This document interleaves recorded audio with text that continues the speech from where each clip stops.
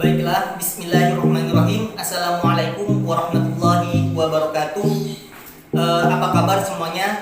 Semoga kita semua selalu sehat walafiat dan selalu dalam lindungan Allah Subhanahu wa taala.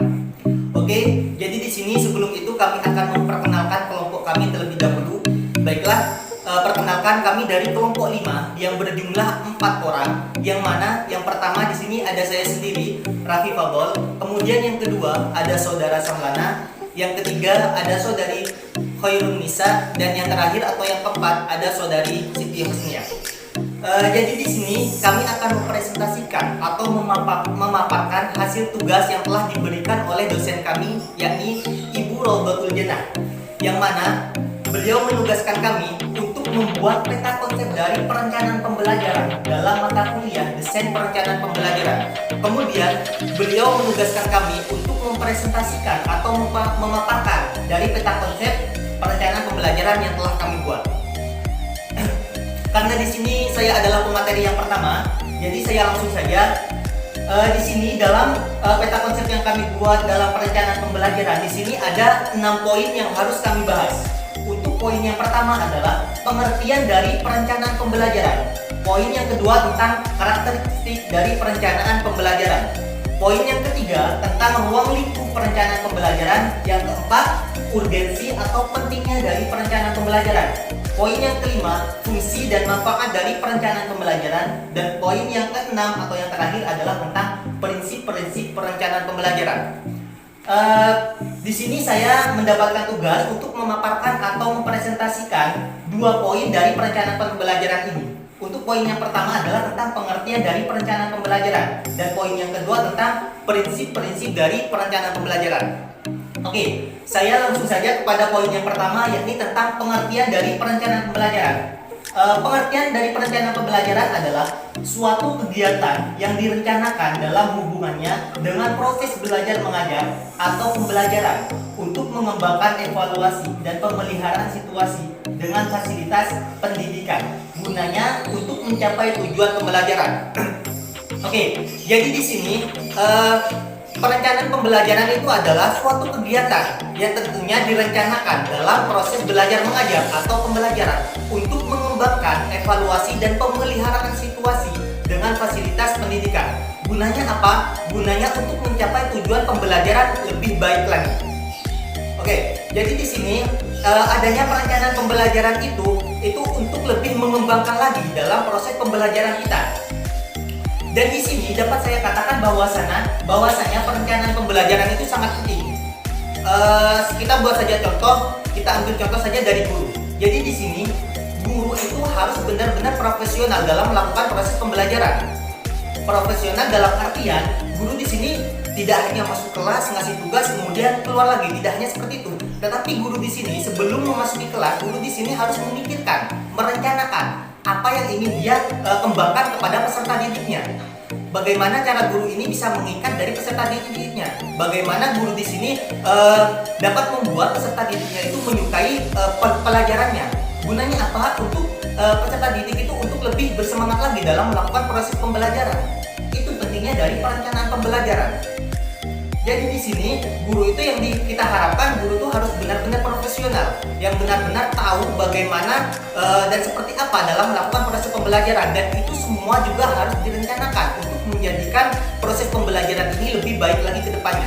Oke, mungkin cukup itu saja dari keterangan atau pemaparan dari pengertian perencanaan pembelajaran. Untuk yang selanjutnya akan disampaikan oleh teman saya. Mungkin cukup itu saja dari saya. Sekian dari saya dan saya ucapkan terima kasih.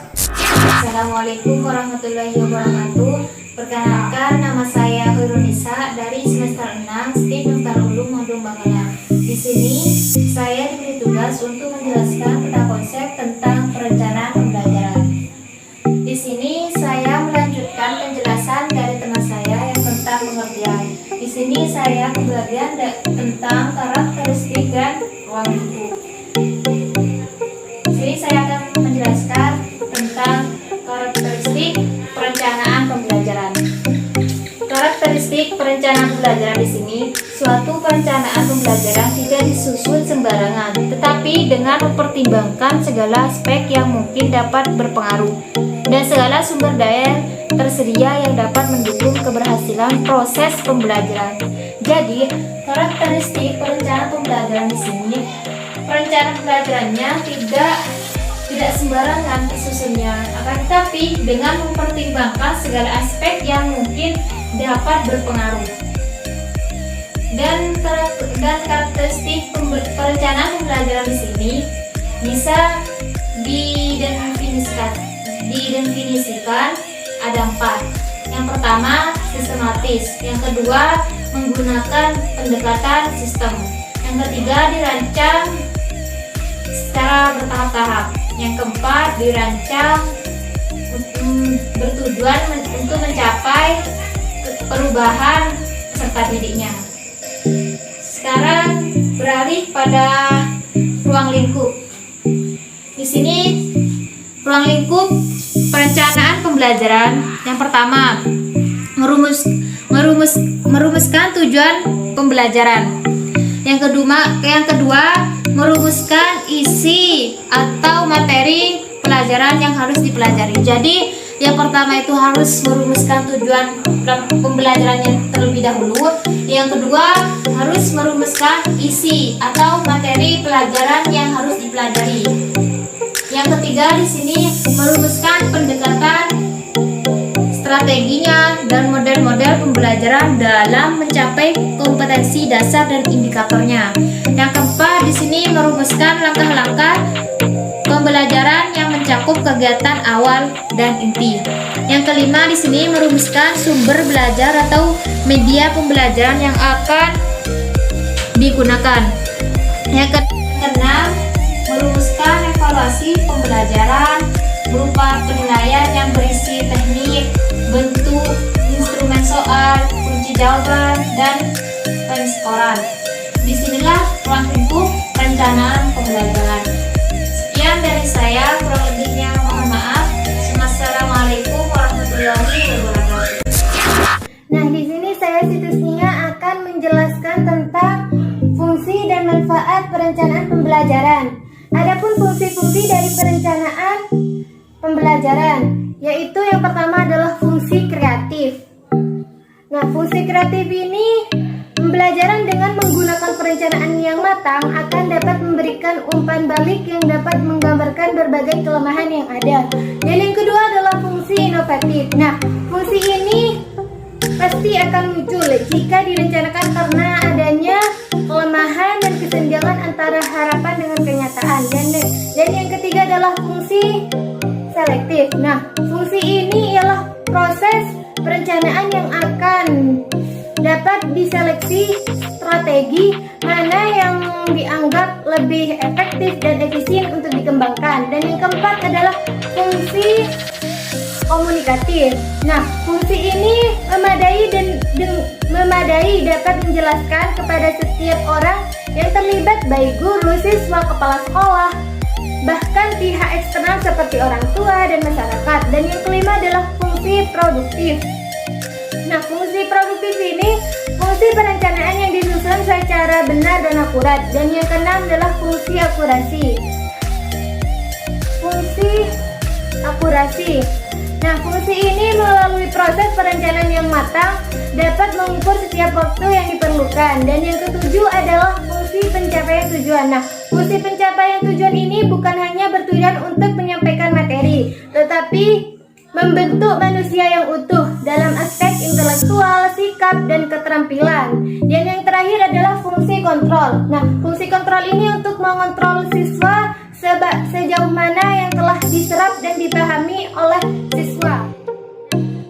manfaat dari perencanaan pembelajaran yaitu dengan perencanaan yang matang dan akurat akan dapat diprediksi seberapa besar dan keberhasilan yang akan dicapai, dan juga sebagai alat untuk memecahkan masalah.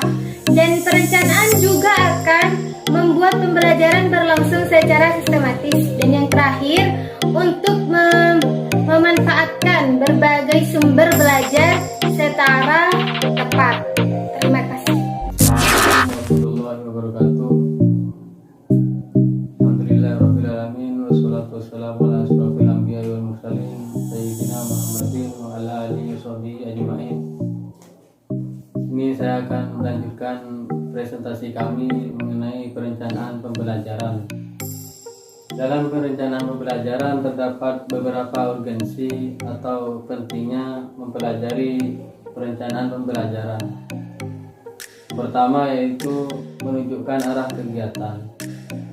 Yang kedua, memperkirakan apa yang akan terjadi dalam pembelajaran. Yang ketiga yaitu menentukan cara terbaik untuk mencapai tujuan pembelajaran. Yang keempat yaitu menentukan skala prioritas. Dan yang terakhir, menentukan standar untuk mengadakan pengawasan atau evaluasi kinerja, sasaran, dan kegiatan usahanya. Itulah beberapa urgensi dalam mempelajari perencanaan pembelajaran. Mungkin itu yang bisa saya sampaikan. Terima kasih. Assalamualaikum. Oke, kembali lagi bersama saya. Di sini saya akan melanjutkan pemaparan pemaparan tentang konsep yang telah disampaikan oleh teman saya. Dan di sini saya akan menyampaikan dari poin yang terakhir, yaitu tentang prinsip-prinsip perencanaan pembelajaran. Oke, saya langsung saja. Di sini di prinsip-prinsip perencanaan pembelajaran itu ada 4 poin. Untuk poin yang pertama adalah rencana yang dibuat harus disesuaikan dengan tersedianya sumber-sumber. Jadi di sini guru itu selaku pengelola pembelajar harus melakukan tugas dan fungsinya dengan penuh tanggung jawab. Maka dari itu tadi sudah saya katakan bahwasanya guru itu harus benar-benar profesional, harus benar-benar bertanggung jawab dalam melakukan pengelolaan pembelajarannya. Oke, untuk poin yang kedua adalah organisasi pembelajaran harus senantiasa memperhatikan situasi dan kondisi masyarakat sekolah. Oke, jika dalam suatu sekolah itu belum bisa memadai, jika peserta didik atau sekolah itu belum bisa memadai, maka di sini guru itu harus mengelola atau membuat perencanaan pembelajaran itu sederhana dan fleksibel mungkin, gitu. Jadi di sini guru itu sebelum merencanakan pembelajaran atau memikirkan dari perencanaan pembelajaran, guru di sini harus bisa melihat kondisi sekolah atau kondisi dari peserta didiknya. Jikalau peserta didiknya atau sekolah di sini belum bisa memadai, maka guru di sini harus membuat perencanaan itu sesederhana mungkin. Seperti itu. Lalu untuk poin yang ketiga adalah guru selaku pengelola pembelajaran harus melaksanakan tugas dan fungsinya dengan penuh tanggung jawab.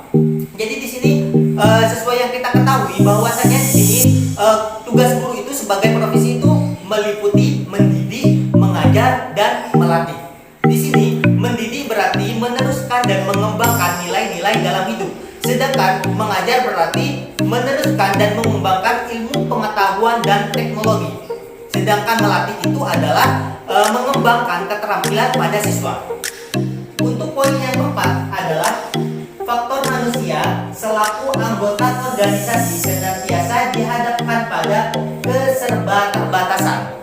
Oke, mungkin cukup itu saja pemaparan dari peta konsep yang telah kami buat. Mungkin kalau ada kekurangan baik dari ucapan atau dari pembuatan peta konsep yang telah kami buat, kami mohon maaf sebesar-besarnya. Akhir kata dari kami, Assalamualaikum.